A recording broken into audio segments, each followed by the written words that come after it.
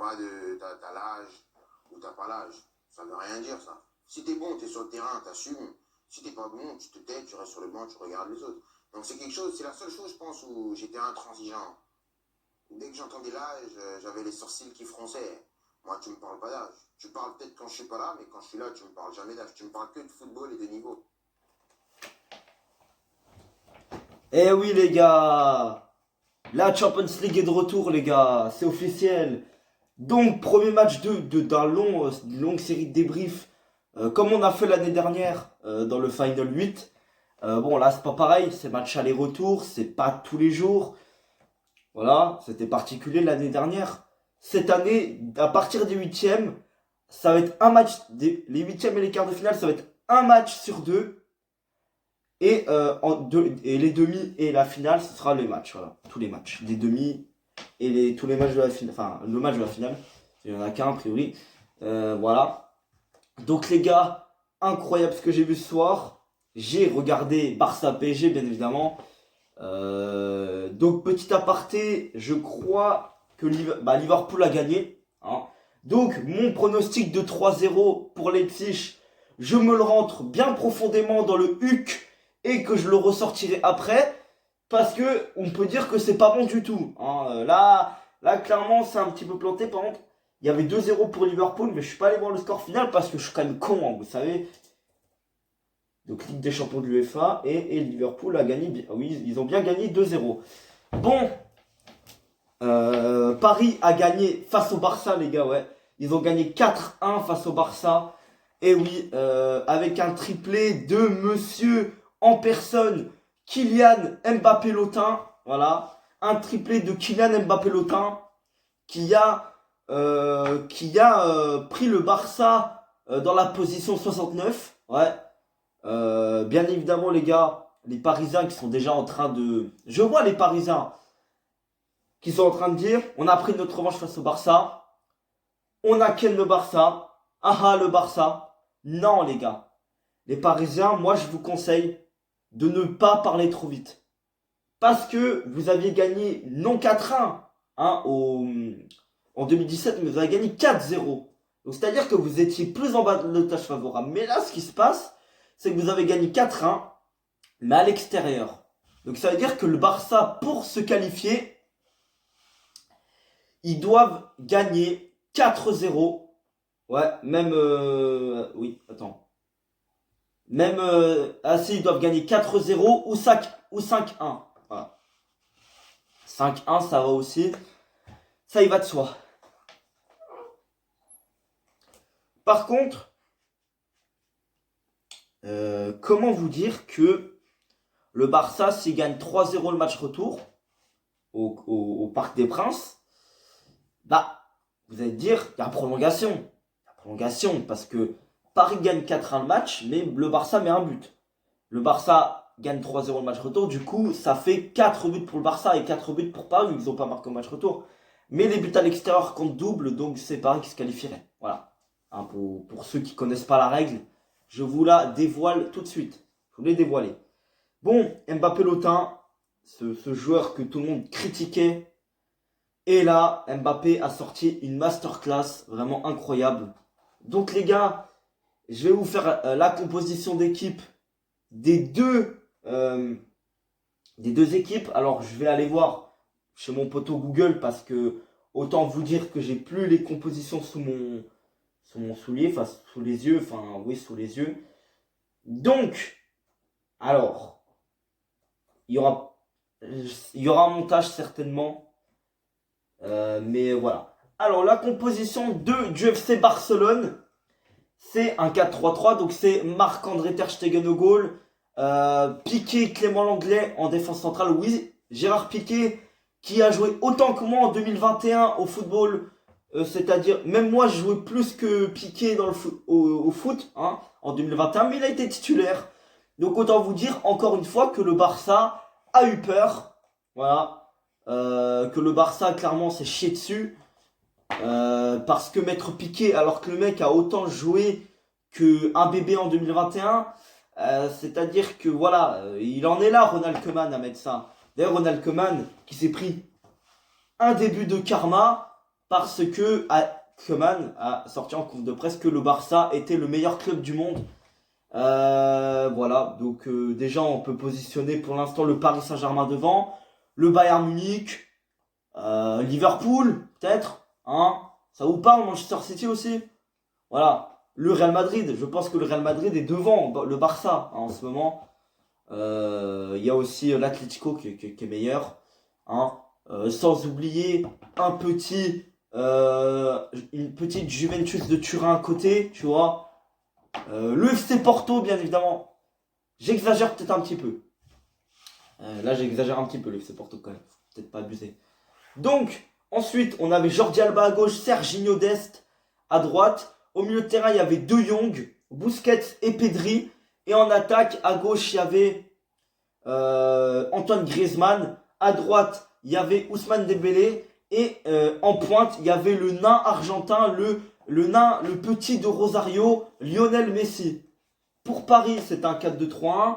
Il y avait Navas au goal. D'ailleurs, Navas qui a failli faire une grosse bourde, qui a failli coûter un but pour Paris.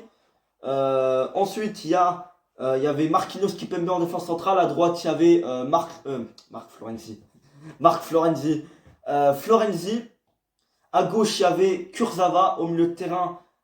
Dans la charnière milieu, il y avait Paredes Gay. Ensuite, plus haut, il y avait Verratti en 10. À droite, il y avait Keane. À gauche, il y avait Kylian Mbappé Lotin. El Craquito Frances.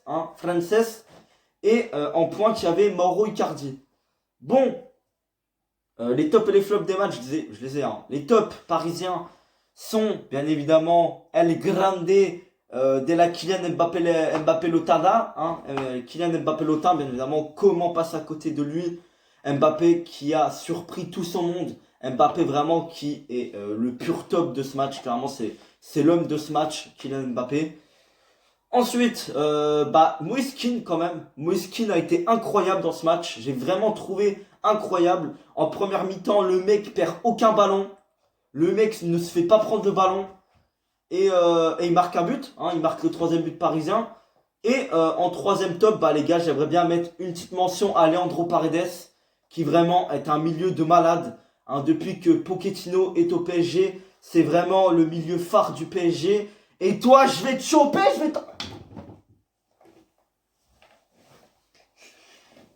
je pense que je vais refaire une vidéo sur mon chat là. Là, je vais mettre mon pied d'ailleurs avec mes claquettes là, tu vois, mes claquettes. Hein, voilà, mes claquettes. On va les mettre d'ailleurs pour faire du style, hein, le flow, le style clairement.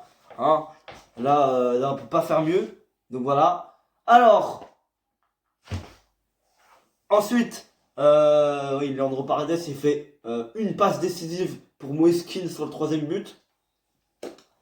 Et puis, également, on a une belle passe décisive de Verratti pour le 1er but. Et la passe de Florenzi pour le 2e. Alors, petite mention aussi pour Julian Draxler qui est rentré et qui a mené l'action. C'est clairement lui, hein, le 4e but. À part la finition d'Mbappé, c'est clairement pour Julian Draxler, hein, l'action du 4e but. Il y a Danilo qui fait une super passe pour Florenzi. Pour Draxler. Draxler, il fait tout le terrain. Il arrive devant la surface de réparation du Barcelone. Il fait une magnifique passe à Mbappé. Mbappé, il enroule du droit et puis il marque. Donc clairement, gros chapeau à Draxler qui a vraiment été impeccable dans ce but. Par contre, ils nous mettent un 4-3-3 pour Paris, mais non. Non, c'est un 4-2-3-1 les gars. Ne vous fiez pas à la compo de Google que je vous ai mis. Parce que j'ai pas vu, j'ai vu instinctivement c'était un 4-2-3-1. Mais c'était un 4-2-3 avant le match, ça a juste changé, peut-être parce que Gay est sorti. Voilà. Donc, d'ailleurs, Danilo, l'ancien du FC Porto, hein, est rentré également. D'ailleurs, c'est lui qui a fait la passe à Draxler quand il est parti. Danilo que j'ai trouvé bien, ça va, sans plus. Danilo, il a tenu son rang quand il est rentré. Par contre, les flops parisiens, Gay, clairement, Idrissa Gay, franchement, même moi qui n'ai pas supporter parisien, il m'a fait peur. Voilà, il m'a fait peur. Il perd plein de ballons, il fait des fautes inutiles. Alors Pochettino, j'ai bien aimé son coaching qu'il a fait sortir à la mi-temps parce qu'il aurait pu se prendre un rouge.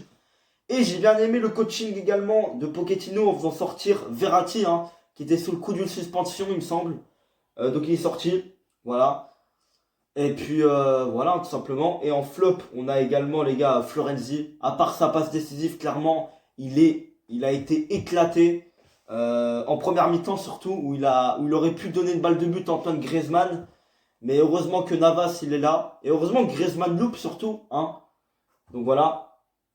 Et en troisième flop, bah, c'est Layvin Kurzawa, bien évidemment. Il est catastrophique. À part sa belle passe pour Verratti, qui fait une passe à Mbappé sur le premier but. Mais sinon, clairement, Kurzawa, c'est nul à chier, hein. Voilà. Clairement.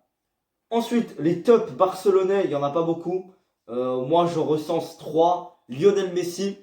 Voilà, Lionel Messi, clairement, qui a foutu son penalty, qui avait ouvert le score pour le Barça d'ailleurs.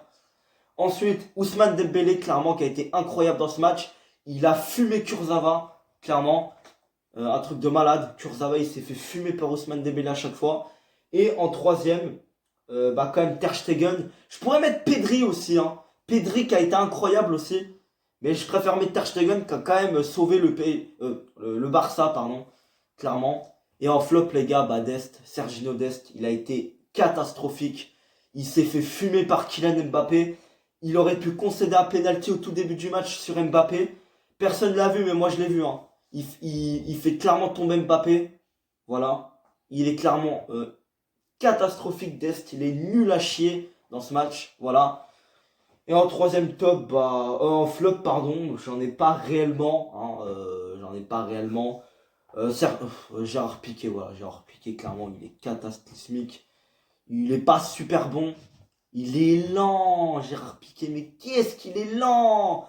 C'est incroyable. Ce mec, c'est une charrette. Il court pas. Même moi, je cours plus vite que lui, sérieusement. Même moi, je cours plus vite que lui.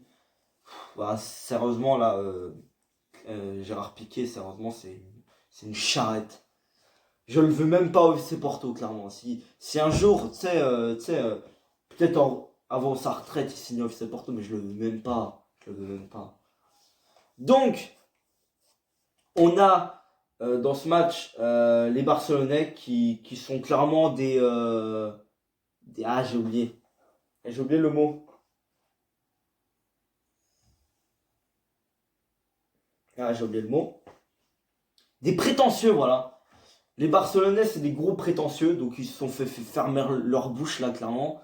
Hein, ça a servi à rien. Insulter Nasser, insulter Neymar, pas Neymar, insulter tous les joueurs du PSG, faire brûler des feux d'artifice devant l'hôtel des Parisiens, insulter la grand-mère de Paredes, insulter l'arrière-grand-père de Kylian Mbappé, voilà. Et dire à Nasser de pas recruter Messi, ça n'a servi clairement à rien. Ça a peut-être même boosté les Parisiens, clairement.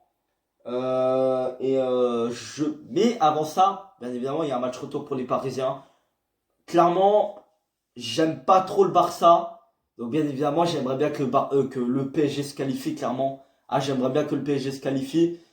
Eux, personnellement, je pense qu'ils aimeraient bien avoir définitivement pris leur revanche. Parce que ça, c'est que la première partie. Il manque quand même le match retour. Toi, je vais te choper, toi. Ouais, fuis, je vais te choper, tu vas voir. Voilà. Et on a clairement également j'en ai tout déjà, voilà. Le match retour. Donc, les Parisiens, je compte sur vous. Je serai quand même avec vous pour le match retour. Bien évidemment. Parce que j'aime pas trop le Barça, comme je l'ai dit. Et j'ai envie, les Parisiens, fermer définitivement la gueule de ces Barcelonais. Parce que, franchement, c'est les plus prétentieux, les plus hypocrites que j'ai vus. Vraiment. Même ceux du Real Madrid, clairement, c'est pas autant. Parce que, clairement, j'ai jamais vu des supporters hypocrites comme ça. Une presse hypocrite, un entraîneur hypocrite. Un entraîneur prétentieux surtout. Pas hypocrite, mais prétentieux. Vraiment, c'est un truc de malade. Donc j'espère que les Parisiens, pour vous allez leur faire fermer leur gueule parce que il y en a marre de ces Barcelonais. Il y en a marre. Il faut au bout d'un moment, franchement, comme l'a dit Parisien 88, il faut que leur club coule, tout simplement. Parce que les Barcelonais, c'est des prétentieux de ouf. Donc, franchement, si le Barça un jour affronte le FC Porto, j'ai envie que le FC Porto les prenne comme ça, leur casse le cul, les couilles, la bite, la tête, le ventre, le torse et les buts. Tu vois? Franchement, le Barça, c'est un club que j'aime pas. Voilà. C'est pas le club que je déteste le plus, parce que comme ça reste Benfica, hein, le number one. Mais voilà. Bon les gars, je vais vous laisser. C'était un débrief long, mais j'ai un petit peu pris mon temps. Voilà les gars, je vais vous laisser. Salut.